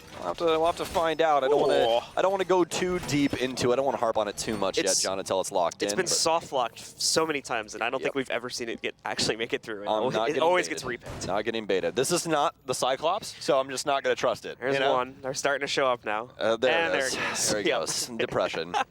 Depression. So Sledge will get picked up at the glass. Jackal will work its way in for Bolo. And Geo, well, Geo's going to do Geo things. He's switching over to Ace from Ace. So looks like TSM ready for this full clear here, and they're definitely prepared for this top floor clear. And that's why we've seen Bolo come in on the Jackal. It's going to be free information for them, and they'll be able to see where these Soniqs members are throughout the building and potentially get some free kills because of it. Super's going to be holding things down inside of Garage with some ADSs here. This is not exactly the craziest thing in the world. I definitely say it's pretty unique. This position could be pretty heavily abused depending on how the situation goes, so I'm excited to see how Super tries to work his way out of this. Pay close attention to that. Yeti as well. Already trying to get adventurous here now that he sees the Selma going down onto his balcony wall. No immediate fraggable targets, as you're going to notice, as there's plenty more business to take care of over on the TSM side of things. The hard breach player has already rotated, I believe is working on opening things up over here towards Jacuzzi, but never mind. That's not going to be the case, as it wasn't even reinforced. So that's soft breachable. That'll be done by the secondary shotgun in Bolo's pocket over there, as he is able to knock that out and give his team a bit more access. Possibility that we see this bathroom position not go noticed, but we'll have to follow it up in a few minutes and see if that's going to remain to be the case. Yeah, looks like the player actually moved away from that. It's not a big deal there, as Bolo now has full construction control. He's going to try and pinch out what would have been the cash setup, and I'm pretty sure the Soniqs have peeled away from that as well. Yes, indeed. Really like this clear from TSM. They pop the CCTV wall, then throw themselves all the way over to Jacuzzi because they know it's soft and clear from that side instead. Only big issue is they didn't really have any counter for anybody rotating off of the site, but it's not all doom and gloom at the end of the day. They still have hatch control and everything else in between. Super's also going to get out of the balcony space there inside of Garage, but that's going to give over to his ADSs, any of them that were dedicated in that area, and I don't exactly know how many were. There could have been 3, there could have been 2. It's one of those 2 numbers. But past that, the Soniqs will be able to maintain their man count as we start dwindling down to the last minute of play, where TSM will definitely need to get these hatches open, start working their way in, applying pressure to some of these harder to reach positions. So TSM looking to still lock in onto a way to get themselves down into that basement position. Haven't even actually managed to get themselves kitchen control to start looking towards an opening towards that yet, and potentially may not even go for it ultimately, just given the kind of lack of hard breach they're working with right now. Chala may want to be saving his to be able to open up the church wall and get them easier access to site. It all depends on the route they want to try and take here. And I think that is being decided now. It really needs to be decided now as we're coming down to the final 40 seconds. So good to see those top downs begin to be open, mainly in the hallway leading over up top, as you can see right now. Nitro thrown out to try and stop what would have been an attempt to breach out through the kitchen hatch, but obviously way off. No targets anywhere near that. First kill of the round finally seen at 28 seconds. Geo able to knock out Yeti here, give the team a little bit more access leading in towards blue. Super still here, but Chalva going to be able to deal with that as well. Super goes down. Another kill found for Merc, as they're just swinging in now. There's a lack of time. They don't really have a choice here. TSM has to play it in, and they make it work regardless. Geo and a few other members of the squad clean up shop, as the Soniqs unfortunately just cannot contend with that entry power. There's a mass extinction event for the Soniqs as they just get bowled over there on the side of the defensive setup. Had everything going their way when it came to those dying moments, minus the verticality, really. I mean, the timer and everything else in between, all in the Soniqs' favor. They just can't win their gunfights. They get taken out from TSM's resurgence into blue as they continue to just try and fight against the Soniqs. And now, I honestly think that we might eventually get a glass on the TSM lineup. I can totally see the way that they're trying to work this in at the current moment, continue to pick it on the offensive side, switch it off, switch it off, switch it off, and then have it for one round. And just see what the defense wants to try and potentially do with playing around smokes and things along those lines. You gotta remember, Thermite also has secondary smokes as well available to him. So a potential of 4 smokes here. Also with Sense working her way in, we're gonna have some new smokes available overall that could be utilized and quite interesting for a lineup like that. But with Glass switched off, that was more or less what everybody's been really talking about. Him being a 3-speed now, as well as that Bearing 9 coming in, and the potential for some of these smoke plays to come through. But the big thing about smokes right now in Rainbow Six is there is a whole heck of a lot of counters when it comes to the defensive end. So I would say that it's kind of difficult to put all your eggs in that basket at the current moment. So TSM having locked in their new lineup, of course, changing away from that Glass, bringing the Finka in for Achieved instead. And actually, I believe 3 other members of the team also going for a repick at some point during that prep phase as well. So lots changing up for the team, but mainly just having to shuffle a couple operators around, notably Merc having to pick up the Sledge, since we would have seen it on Achieved in the previous rounds and need to transition that. And Yeti, oh, I love this position, just not going to be able to line up anybody on TSM with it, and obviously can't really stay here now that it has been breached. Yes, indeed. And speaking of breaching, Geo, he's blown open a new hole in the side of the building. Jacuzzi now gone, and TSM working their way in as well. Merc will be coming in through strip. So he working his way towards the bathrooms. This mid-floor seemingly clear. They do have a Soniqs member deep in the depths of Oil Pit at the current moment, all the way across the map with the potential to flank much later on. You got to be holding on to the site with the remainder of the Soniqs members as TSM continues to break down the walls around them and continue to forcibly apply pressure to the Soniqs, making it more difficult to play around some of these easier areas that initially you can hold on to. But Bolo is going to take it one step further. Be bringing in the Rotero drones just to get rid of some more utility, but fortunately enough, Hansen's in the area to be able to deal with the initial one. So Yeti still waiting for a challenge to work its way over towards the windows near him, but it may not come from that direction, and indeed it does not. Geo lines it up from another position instead. Merc and Bolo, look at these executes. They are split second, and they leave absolutely no room for any adjustments on the Sonic side. Rexen gonna try and reinsert, but there's a whole nother layer to this onion. As Achieved works his way up the red stairs, Super will get the only exchange I believe they're able to find in this round, and he's quickly knocked out as well. So another nearly flawless round thrown on the board by TSM as they are shutting down these defensive setups from the Soniqs with seemingly not much of an issue. Yeah, Bolo, I'd be smiling too after that. I mean, my God, just run at him, I guess. This is incredible. First kill goes in, all of the TSM squad on deck for the remainder of that round. Fully in control of the site from that moment onwards. As not a single Soniqs member is allowed to even come within a country mile of that area besides Super, and he just sneaks up the main stairwell there. So for the Soniqs now, it's going to be a tied ball game here. Really got to figure something out when it comes to this defensive end, as TSM has time and time again taken it to them. This offensive side seemingly favored, but right now it's TSM all day. We really need to see the Soniqs make a grand stand at some point.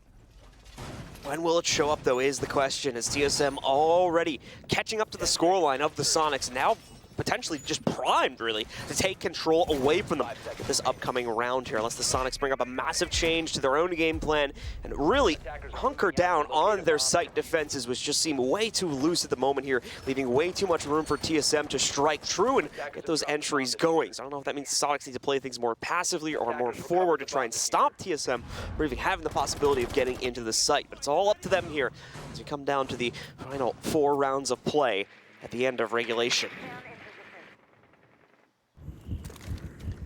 Well, nothing too crazy for either one of these teams. Dirt will be left soft, and obviously the natural move would be to try and take control of Dirt with somebody like Sledge, and that's exactly what Achieved will achieve.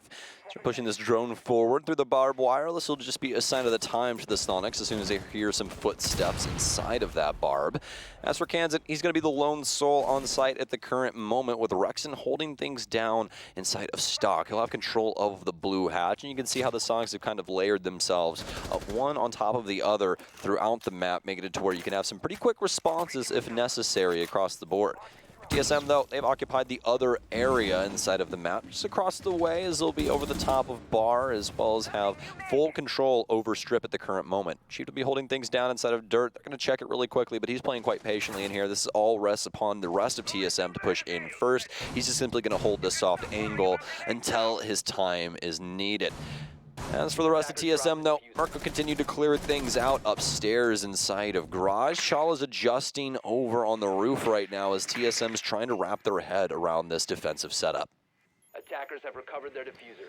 Nice little hidden camera from Valkyrie, spotted out there, unfortunately, by the members of TSM, so Soniqs won't be able to gather the intel from that for too much longer. They will lose it, and as well, the first kill finally going to be picked up here by Achieve. Patience works out very well for him, as I think he catches potentially an over-aggressive Yeti trying to swing his way out from the inside of the site there. So knocking him down gives TSM as well that extra player that they can kind of throw at the Soniqs lineup here in order to trade their way into a win, if that is TSM's wish, of course. They've played things all together, however, so we're more than likely going to see a much more conjoined effort than that, as they try to line up the appropriate angles needed to assault the site, and that should be coming pretty soon, with all these top downs being opened by Achieve up top. You can see how worried the Soniqs are about a player coming in from Dirt. TSM finally stepping to one coming inside of Blue. Bolo, back and forth he goes. Swings coming off of the main AC unit. Chala's going to be the first one with a big frag, though, as the kills come in hot and heavy for TSM. Only one refrag, and it's all down to the captain yet again, Super. Some important shots, and he'll get the first one as he knocks down Bolo, but the readjustment will get him killed. Tries to slam a new mag as he walks into Moto, but he gets gunned down in the process, and TSM claim the lead. Well, I talked about at the beginning of this game how we talked to Bolo in the middle of stage 1, and he was claiming how TSM had a few communication issues that they were working on ironing out. I think that they've ironed those out because the amount of snapshot trades that are showing up here, and obviously those need to come off of communication, are incredible. Even when you see players getting away with one and then trying to dash away, they just have never been able to escape on the Sonics side here. It has been clinical execution from the TSM lineup. Obviously, it takes a while to build up to that point, but as soon as they're ready, it is absolutely clinical in the way that they are able to knock these players out with seemingly no issue whatsoever all throughout this half. And to really no surprise, we're going to see the tack timeout come in from the Sonics because they need to figure out how to stop these from working. They have got to slow down this play from TSM. They have some denial when it comes to the plant setup, but they have no utility they're bringing at the current moment that literally slows down the offensive game plan. Nothing like Malusi or Legion or anything of the sort when it comes to that department. Could be a good, solid adjustment for them, as especially it seems like the roam game for them isn't working out. TSM's just taking their time, finding the holes and exploiting them. And it's working quite handily for them, just like it did for the Sonics on very similar setups. So for the Sonics now, gonna try and rethink their game plan. Honestly, in my less professional analysis, it's gotta be Super's fault for cutting the beard off. You always gotta blame it on the lack of facial hair. Come on, Seth, what are you doing? Grow that beard back, and I'm sure that Sonics will be back on top inside of North America. TSM, though, they're going to continue to fake out this glass pick. You can see Achieve just loving to do this with the attacker repick at the current moment. It's not fooling us, thankfully, so not going to see that locked in as it's already been swapped out towards Zofia. A few other changes, too, is, believe it or not, the Finka is going to be removed from the lineup. That sticks no, it's instead. Not. We're going to see, oh, it's happening. Okay, yeah, no, yeah, Achieved swapped into it, so. Spoke too soon. Just flipped them, basically. Achieved still to mess with us on the glass pick there. But yep, the Finka comes back for Achieved, and we will see the Flores remain in play as Bolo will actually undo his swap. I can almost guarantee you what that conversation went like. Achieved realized he was on Sledge and that they were picking up Flores instead of Finken. It was like, well, we really don't need the Sledge, do we? Like, I can just play the Fink. I mean, come on, guys.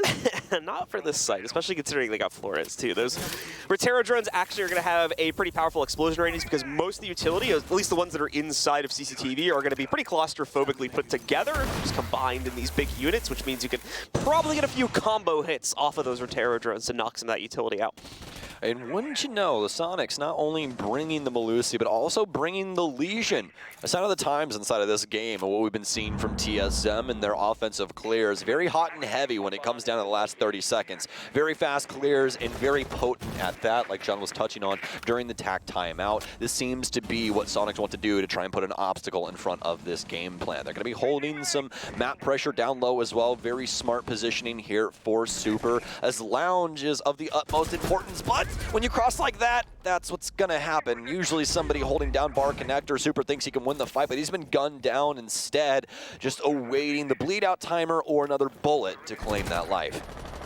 We're going to be able to strike true and knock out Super. He's finally finished off Rexon to fall that closely behind, as I do believe the Sonics try to get players in position to trade that out, but have only pushed themselves further into the depths, it would appear at this point. Kansan nearly throwing the team even further into it. Grixer, in the meanwhile, finding success. He does eventually light up that kill versus Bolo, knocking out the remaining Rotero drones, if there were any, from his pocket as well here. So a momentary glimpse of the light is seen for the Sonics, but they need to really hold on to it here, as this is still going to be a desperate scenario when TSM are able to recenter themselves, especially when you look at Grixer as well as Kansan's HP at a little around half for both of them. Oh, Yeti. I'm crossing my fingers at the current moment for this man. Xander in such a strong position, but if he plays this incorrectly, he can be discovered from the Thatcher that's currently inside a bar connector. Chala's going to start working his way up garage. They have plenty of time to be able to play out this situation as well. To see if the adjustment came in. I do believe it did. I think Merc is upstairs inside of Rafters with our Thermite at the current moment, and he is indeed. So that means that Yeti can continue to play along down low. Grenade in for Greenbox almost takes out Grixer, is more than likely the single panel getting taken care of here momentarily. And yes, indeed, Chala will start the plant. He's been found from Yeti underneath, but Yeti, he can't land the shots. Chala will readjust. Geo will take down yet another one, as they're just going to try and fight the members on site. A nice shot here, but Yeti will take down one before. Cross your fingers here, folks. Sonics are not going to be able to win out the round. Yeti just can't land the shots with the MP5 coming up red, and there's quite a few other members in the area for that refrag in the first place. TSM just too strong when it comes to this offensive end. They managed to accomplish one goal here that we were talking about in the post round there of slowing down the attack from TSM. Problem is it came at the cost of still losing like 2 to 3 additional players before TSM was even ready for the execute. So while, yes, they have been able to push these executes towards a later point in the round, it's still that same situation where TSM just has ultimate control at that point. They're able to bully their way in and ultimately just win it off of a haphazard gunfight. They don't have to worry too much about controlling there. Yeah, for a defensive setup that's intended to slow down TSM, I don't necessarily understand the initial engagement from the Soniqs there either. I think it was a little too hot-headed to go swinging like that into that situation. You're trying to wait out TSM and see what they can potentially do with the remainder of that map. And for instance, like the situation with the Super, like he still has the entirety of the bottom of Garage to play out, but he's swinging the bar connector instead.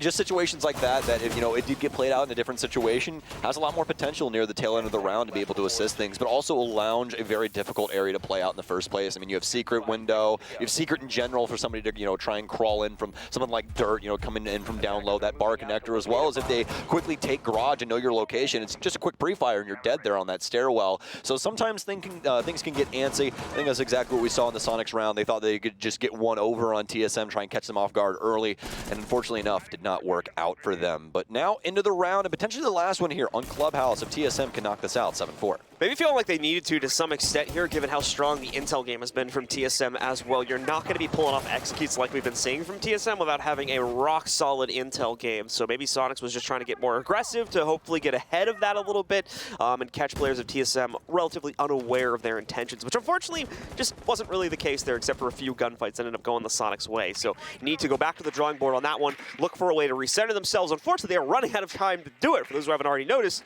TSM now on match point, only one round to go here, and the Soniqs need to win the next 2 consecutively just to keep them in the fight and trigger overtime. Absolutely, and it all comes down to potentially this for the Soniqs, as we've been touching on.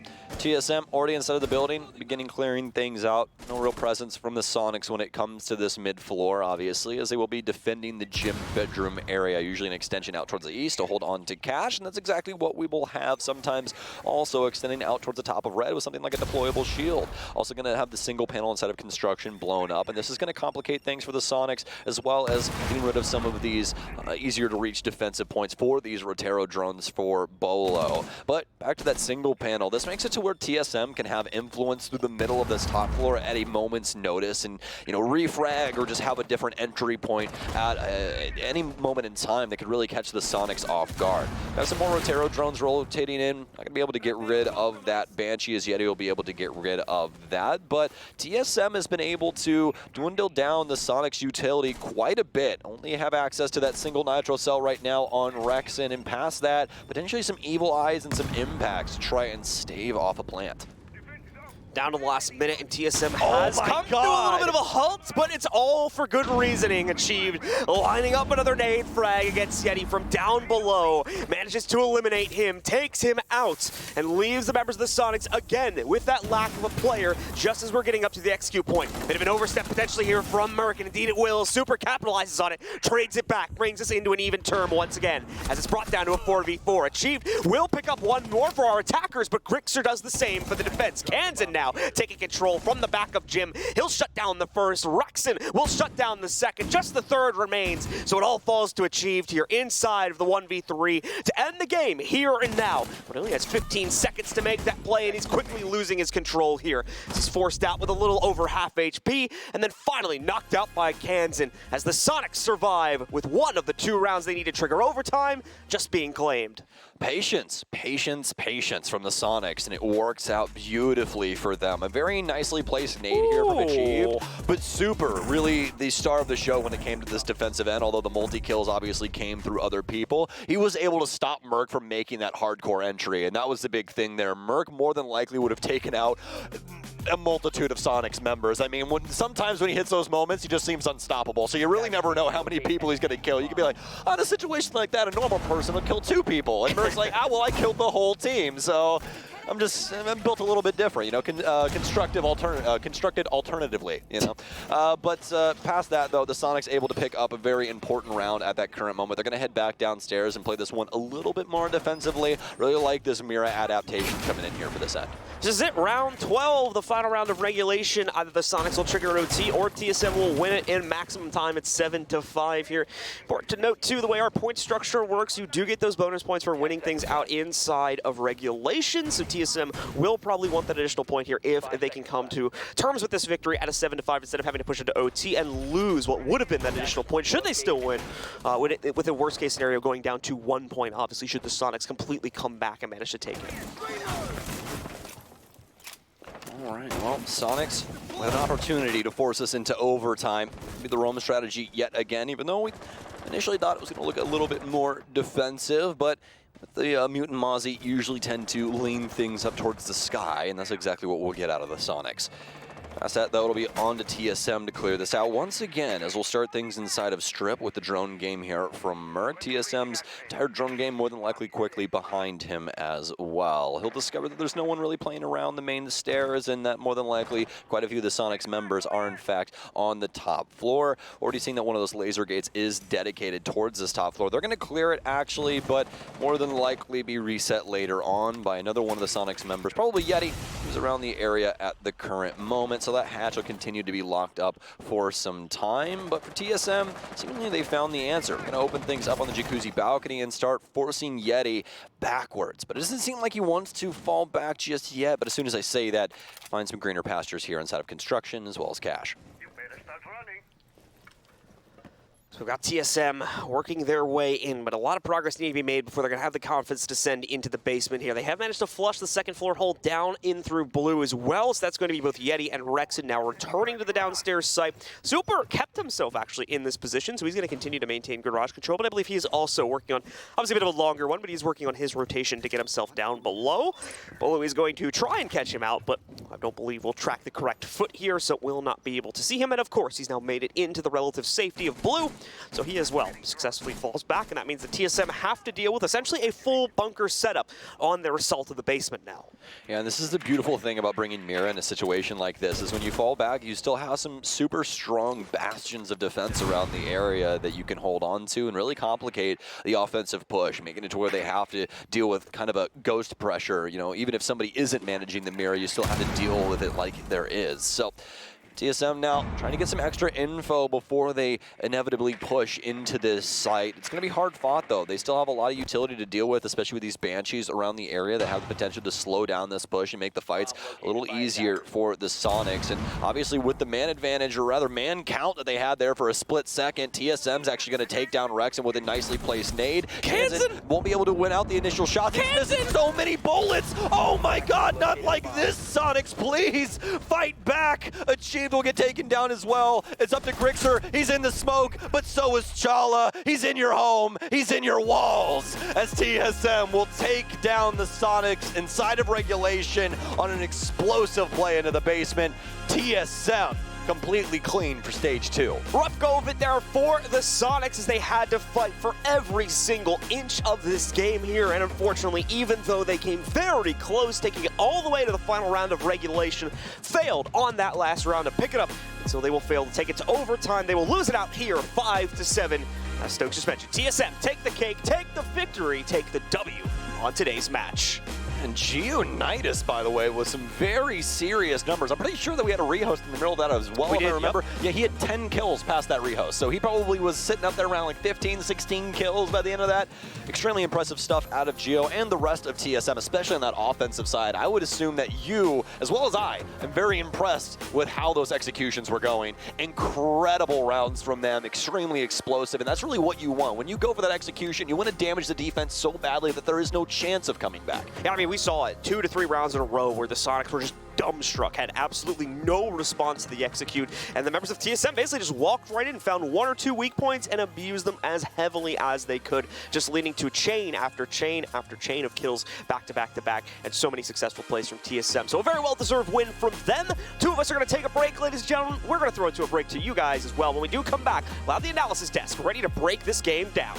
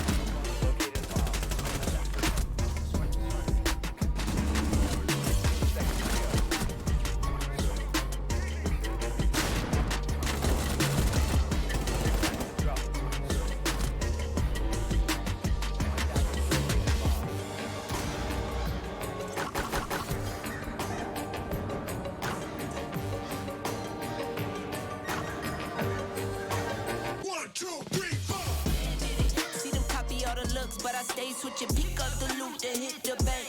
Can never change, still wrote the change. Captain say the pay, this ain't today.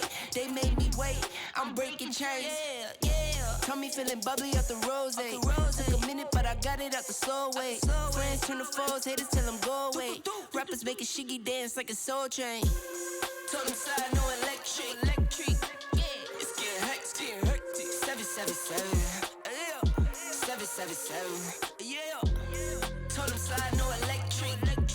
Yeah, it's getting hectic. 777. Yeah.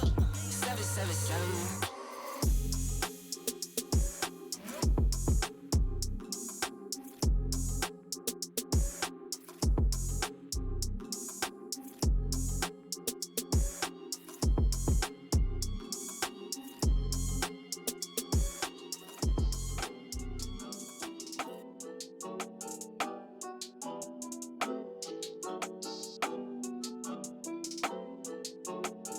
I'm in the big leagues, told them don't miss me.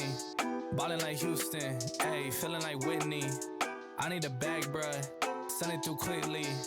I'm making his dog, like I'm in the big leagues. Told him that I gotta go, dog. I'm riding the road, y'all. I think that I'm back in my bag now. So I need that go, y'all. Got hits when he throwing the fastball. Just too quick for it, peeling off like the whip orange. Seen they effort, this piss poor. I got too much, I gotta tend to. Car payments and the rent due. Told y'all that I'm 6 foot, but with the money stabbing, I'm 10 to. Too much that I've been through, so I put it all in that rear view. Clean money in the black.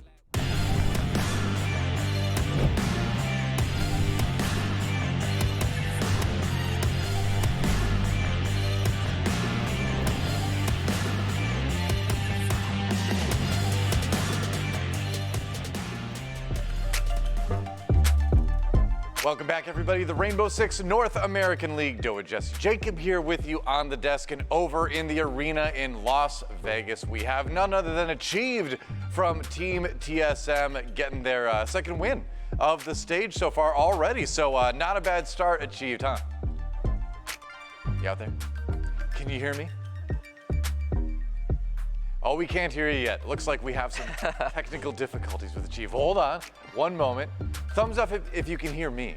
He was dispensing wisdom for us. Oh, all right. He can hear us. We're halfway there. That's part of it. So you know what we can do until we hear Achieve? We can just like shower him with praise. So hey, that's 2 dubs, dude. Seriously, already there's like a lot of progress that I'm seeing with this team. That I like it a lot. I'm having a lot of fun watching them already for the first week. We can only do yes or no questions because you can only nod or shake his head. There we go. Oh, I hear him I think now. we got him. Hello? Hey. Oh, there we go. All right. So yeah, 2 wins on the season. Obviously, stage 1 a little bit rough. Stage 2 starting to look good. What do you think was the biggest change in terms of the approach from 1 to 2 to get you those the wins now?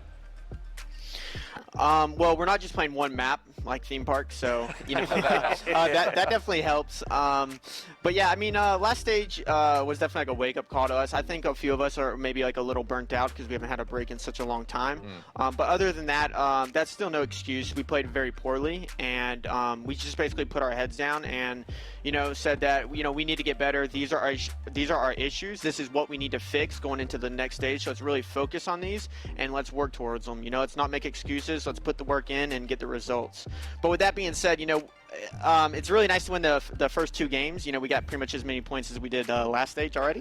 But there's still a lot of work to do. We still got a lot of games to play. So just got to keep getting better and keep getting some dubs on the board.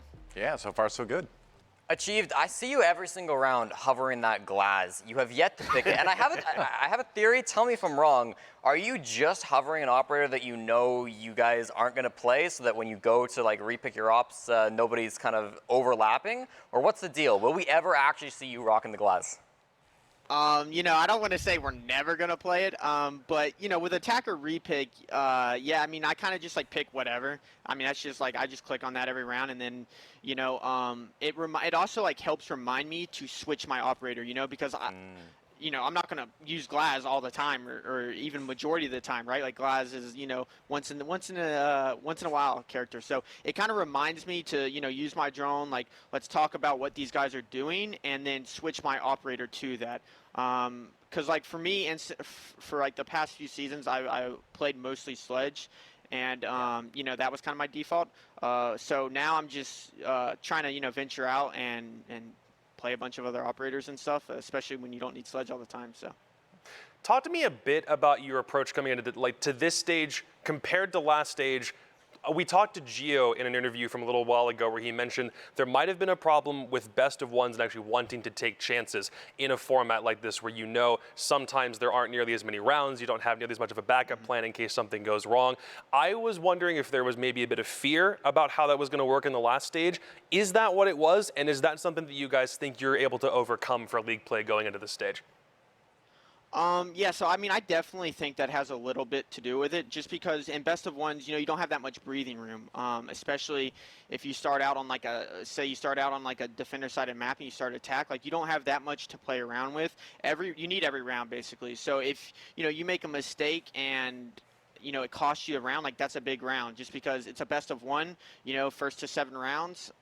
So I mean, I definitely think that has a little bit to do with it. So us like coming out and experimenting more, I think would definitely like help us. And it is a best of one. You're going to lose some games, so just go out, make a play. If you think it works, you think it works. You know what I mean? Like you can't beat yourself up over it too much, and just play free. Just play free flow basically.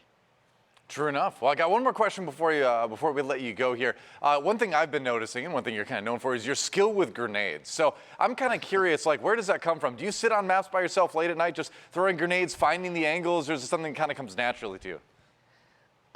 No, yeah. So it honestly comes naturally to me. A lot of people have asked me, do I practice these nades in custom maps and stuff like that? And the truth is, like, honestly, I don't. I've maybe practiced I've practiced my underneath nades a little bit just because you got to get the timing right for that.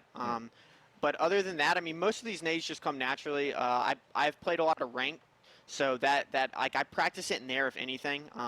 That's like my practice area for it rather than custom games and stuff. So, and obviously when we scrim, I practice my nades there too. So I just basically play and just use them in the moment, and yeah, that's pretty much it. Fair enough. Interesting. Simple geometry. He just sees the angles. Wow. All right. Well, thanks for taking the time to talk to us. Congrats on the win again today, and looking forward to the games next week. I appreciate it. Thank you. Yeah. All right. Well, there you go. Achieved from TSM. That's right. Like you inside his head, you can see all the math angles and everything happening with the grenades. This is impressive stuff. And those grenades were kind of a big part of what helped them finish it off today. Yeah. So many early nades on those attacks were able to get them that entry into the site. That's a TSM trademark, dude. They weren't often engaging super early on in the round, right? They weren't necessarily like hunting down those roamers. They really liked their direct site hits, something that Soniqs were actually doing a lot yesterday. But we saw TSM pulling it out today, and it really did seem to work well. And the fact that they always had those nades, especially in those latter couple of rounds, to open things up for them, get them that edge when they're pushing the bomb site, I thought that was huge. Otherwise, just the general pushing in through that site was so nice. The coordination, the teamwork, the timing, everybody was always going at a dime. You could tell somebody was counting down those pushes one by one, and it worked so beautifully against the Soniqs. Massive part of that, Habana Mav ban. As soon as we saw those bans come through, that was going to present a problem, not only just with the hatches because you're playing so much from a vertical point of view, but it does reinforce the idea that maybe a direct side hit is worth it, because if you're not going to be bringing a whole bunch of hard breach utility in the first place, sometimes it's nice to have an option to hit directly towards site, which is exactly what TSM was doing. Soniqs were playing directly off of the intel that they used. Like as soon as they noticed something was easy to take advantage of or there weren't that many people on site, they said forfeit the roam or the roam clear, we'll just go ahead and take it. But every time there was a TSM attack, it felt like one guy was attached to another guy, was attached to another guy. They were a collective, they were glued together, and if someone died, there was an instant trade, and it felt like their executes were perfect because of that. Yeah. They always had the Thatcher, right? And then like 1 or 2 hard breaches. Thatcher is often being rocked by Merc, and that really did allow them to, like, if they were attacking onto Gym, they could easily just go through Jacuzzi. Or if they're attacking on the basement, easily just go through Blue. And it almost did like kind of force them to funnel in like 1 or 2 different areas. Yep. That seemed to work a lot of the time, and it seemed to help them get trades off one another. Well, let's kind of dive into some specific rounds to talk about that a little bit more, because it really was like the TSM executes that were on, display today when it moved to attack. That's where the team really came alive. So we're going to take a look at round number 7 first, and this is one that you were wanting to look at, Jesse. This is just a really crisp execute from TSM. Why don't you take us through it? I mean, the North American League has some of the best attacks in the world, and I think it's great how many different styles of defenses you can get. This is one where we've got Soniqs all in the basement. You can see 2.5 minutes gone by, no kills. The roam game didn't find anything. That's okay. They were happy wasting time. And TSM, I was so worried for them here. I said they've not got a man advantage. They've got 25 seconds. What are they going to do? But the fact that they're all going together here, they've got a couple of players over around main stairs. This blue push is going to be the brunt of it. Super a little bit overextending. Merc drops down, Grixer's going to get pinched behind them, and then here comes that second angle down through main stairs. Got to open the barricade, but they can help out, take down Kansan. It's honestly so crazy how they're all in the site at the exact same moment, despite the fact they have so much ground to cover, and despite the fact that they're coming from complete opposite sides of the map. Yeah. They came all from from those sides into blue. Once they funneled, as soon as they were like through to dummy, like onto box 1 and 2, you noticed, hey, Rexon's still hanging out in dirt. Like there are some stragglers that somehow TSM still haven't caught quite yet. What happens? Quick flick over because there's 3 bodies all lined up at the exact same moment because they funneled in at the same time through one doorway that felt like it was a trend. It was like they were magnets attracted to one another and they just never left like one another's side when it came time for execute. When you're doing stuff like off-site, different story, but when you're pushing all at the same moment with the intent to get diffuser down, they just couldn't be separated today. Yeah, well, let's take a look at another one. The very next round, round 8, showed us another example of that very crisp execution, but in a different way, right? There's a different execute, but still kind of showcasing how TSM is really kind of bringing together that team play that we knew they had in them. It's finally coming out here in stage 2. It's a different bomb site, but it's a push so nice, they ran it twice. And we're going to see the same couple of angles coming through. We've got Jacuzzi being opened up by Charla. Again, that's the help coming out by the fact that you're bringing this double hard breach. Didn't need the MP there, and then boom, Geo drops down into Logi, does go down, Bolo the third angle in through the construction single panel, and then achieved way at the back, still kind of working his way up red, but he's going to be perfectly timed to shut down Rex, and who's trying to make it into construction. There we go. It's beautiful how well put together these pushes end up being, and the intel that's required for these is really important as well. You could see they were down to 4 drones towards the end of that push there. That's because the first 6, and those last 4 as well, were all used to gather intel on positions, figure out where the Soniqs were, and that was able to craft the perfect push to execute onto that site late in the round. God, it's so nice when you actually have Thatcher usable for especially for a map like Club, when you've got double hard breach and that leaves those options open. It's one thing when you have a Mav taken off the board and all of a sudden you're losing a set of nades, you're losing the ability to get hatches open from like a different method, even if it's a little bit more time conducive. But when you've got a Thatcher up, the world is your oyster. There's so many different things that you can do, even if it means just opening up like basic default sites with 1 hard breacher. This is still Clubhouse. It still requires 2 hard breachers to work within, and they were doing a really good job of utilizing Thatcher, even when most people have kind of taken it out of their lineups at this point. Now, we are going to go to break in a second, but I do want to touch on Soniqs real quick before we do. Now, they had a good start. They had a 4-2 attack start.